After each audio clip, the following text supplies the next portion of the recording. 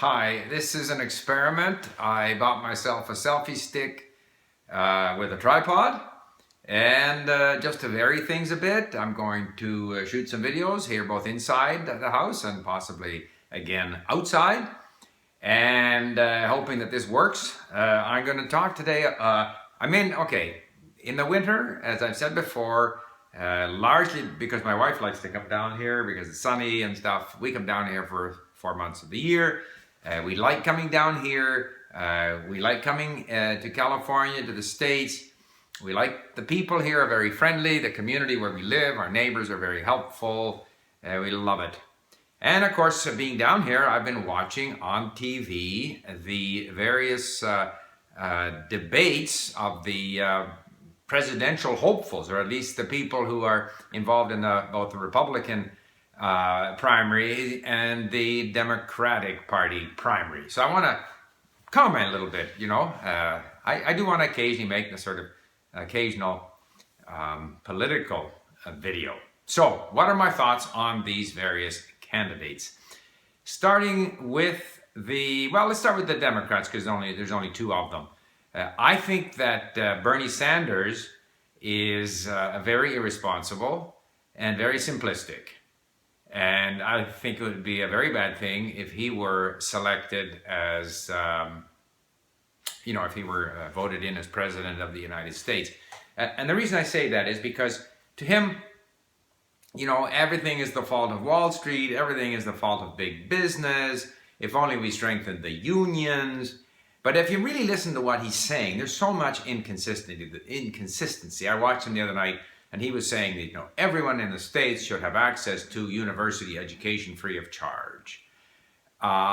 Maybe, but if you listen to him, he basically has nothing but scorn for factory jobs. Like he says people shouldn't have to work in a factory job, or he said something to the effect of it's not the greatest job in the world, or on 2 or 3 occasions he implied that a factory job is not a great job, and therefore the solution is that everybody should get a university education and then they wouldn't work in factories.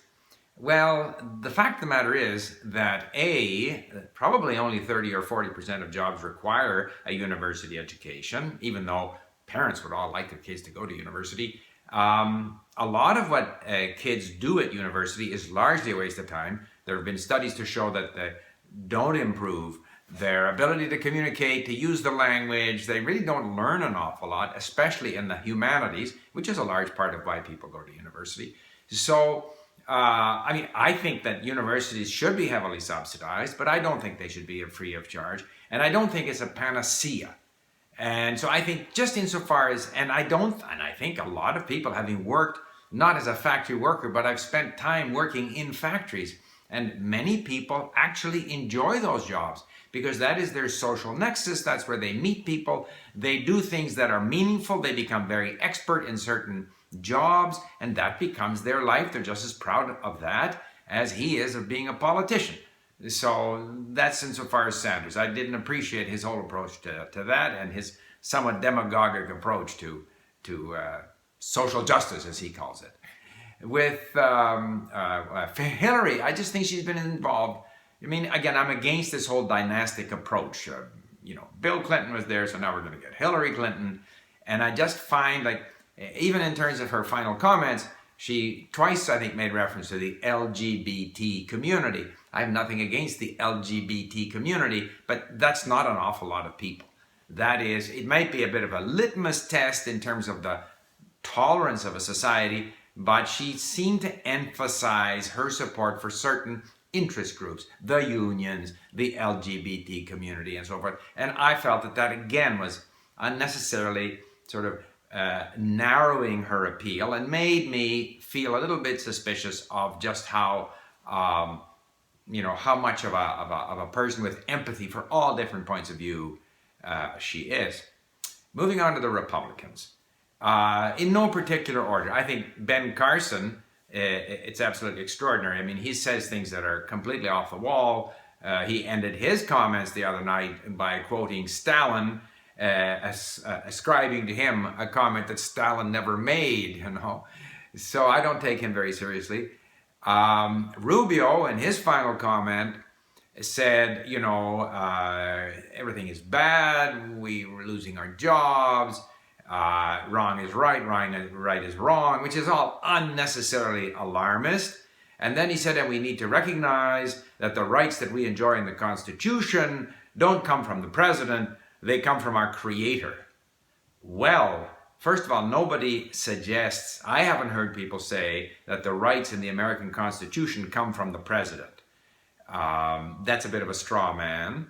On the other hand, for someone who wants to be president of the United States, to me as a Canadian, to suggest that the laws or the rights that Americans enjoy, that they enjoy them because of the Creator, that's like Sharia law. That's like laws are created by God, and it's not people who make laws.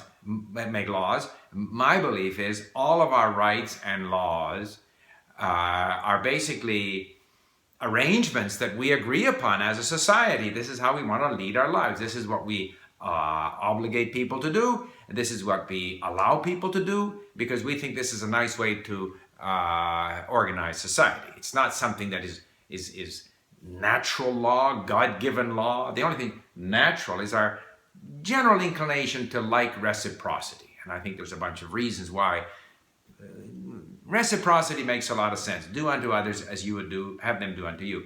Jeb Bush brought his brother out the other day. I mean, the more I see his brother involved in supporting Jeb Bush, and Jeb Bush seems to also be involved in this petty squabbling between him and Ted Cruz and Trump and so forth, that I would not vote for Jeb Bush. Because he would be the third Bush member to be prime minister. Bear in mind, I'm not American, so I have no right to vote. So I'm only commenting as a foreign observer. Not impressed with Bush. Who else do we got? Cruz, he just comes across to me as being very petty and sort of sniping back and forth. And there's nothing statesmanlike about the man. He doesn't represent any sense of, boy, I would really like him as a leader. At least that's how I react to him. And I haven't really heard much other than he's going to be tough on immigration, he's going to be tough on that, tough on this. To me, he doesn't stand for anything, so I wouldn't vote for him. Trump, who's very popular, I can't understand it. I think he is the most irresponsible of all those people. He never misses an opportunity to burn bridges, to aggravate people, a couple of recent examples, like the Pope makes a comment about Trump, saying he's not a Christian. To my mind, the Pope shouldn't make that comment. He has no right to interfere in the electoral process in the United States. In fact, I'm not Catholic, but the Pope, I think, wanders a lot into political areas where he doesn't belong. But that's a whole other issue. He has many positive attributes, and he is the leader of 50% of all the Christians in the world, being the Catholics.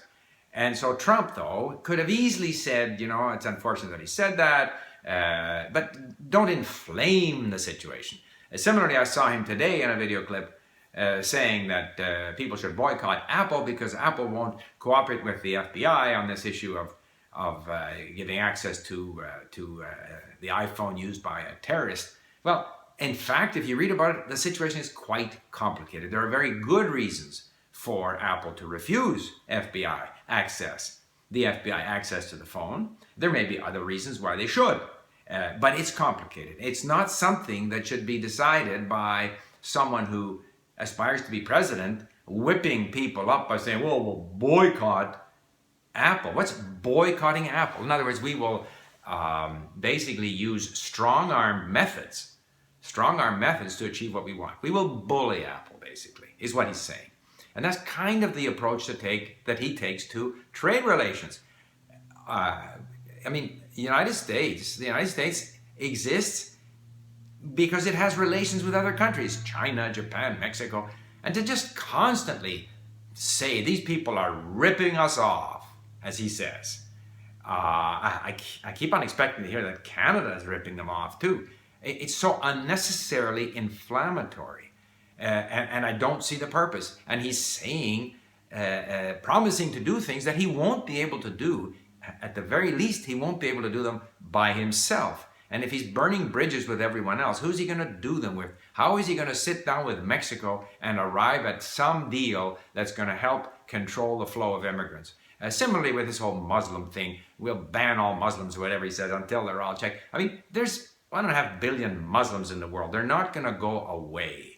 There are people in the Muslim world who say we have to look at the Quran, and we have to look at the historical context in which certain things were written, and maybe update ourselves in terms of what makes sense today. Today, when there are so many Muslims living amongst non-Muslims. And so there are those people. And I think it makes much more sense to work with those kinds of Muslims so that the Muslim world doesn't consider the Western world as their enemy. Now, that might be unrealistic, but I also think it's unrealistic to make all those people your enemy. Who else? Who did I leave out? Kasich. I am very impressed with Governor Kasich. He has a presence. He has empathy with people. He, for example, every time I've heard him speak, he's talked about people with mental illness. And there are a lot more people with mental illness, I believe, in the United States than the numbers are larger than, say, the LGBT community. So if we hear Hillary always talking about the LGBT community, I'm much more impressed with Kasich, who talks about the mentally ill, because they don't lobby and have parades and they aren't the squeaky wheel, but there's a large number of them, and there are serious problems, and it's related to the very high incarceration rate in the United States, drug addiction, crime, and so many other things. So I'm very impressed with the degree of empathy, even though I'm not a religious person, and he bases a lot of how he conducts himself, including in his public persona, on his personal beliefs, but he doesn't foist these beliefs on others. And so if I were voting in the United States, I would vote for Kasich, and he is the only one of all those people who impresses me. And I'm not saying that because in Canada somehow we have better politicians. I'm not at all impressed with our new Prime Minister, and that could be a whole separate rant. And I didn't like our previous Prime Minister either. But I just thought it would be fun to throw some comments out there about the primary race in the United States, because it's quite topical. So I look forward to being bombarded by negative comments from my listeners. Thank you for listening. Bye for now.